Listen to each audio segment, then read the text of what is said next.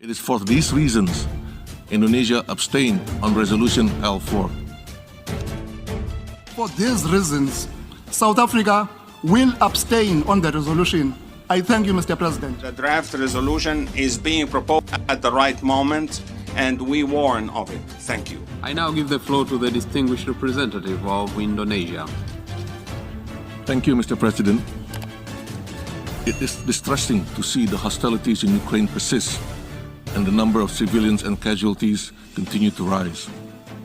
We share the international community's deep concern regarding the devastating human rights and humanitarian situation in Ukraine. And we do not take lightly reports of gross and systemic violations and abuse of human rights, including recent reports from Bucha. For these reasons, we believe the Human Rights Council must remain seized on the matter and supports the Secretary General's call for a thorough and independent investigation. We also fully support the establishment of an independent international commission of inquiry by the Human Rights Council. Mr. President, there is no question that those responsible for violations and abuse of human rights in Ukraine must be held accountable and brought to justice. The Commission, therefore, must receive full support and access needed to effectively carry out its mandate.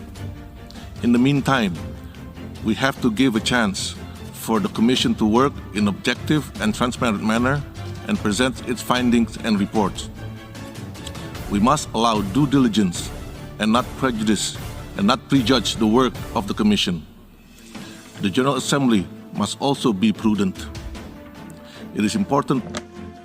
我们必须要先收到所有的事实然后采取行动。 Members. Moreover, the General Assembly's action must not create negative precedents that can undermine the credibility of this august body. It is for these reasons Indonesia abstained on Resolution L4. Mr. President, Indonesia remains steadfast in our commitment to respect and protect human rights for all. Our priority now must be to save lives and protect civilians in Ukraine. We reaffirm our call to all parties to stop the hostilities and to spare no efforts to achieve peace through dialogue and diplomacy. This is the only way we can end the suffering and senseless loss of lives in Ukraine and to prevent the increasing negative impact of the war beyond the region. So we must stop the war, and I repeat, we must stop the war now.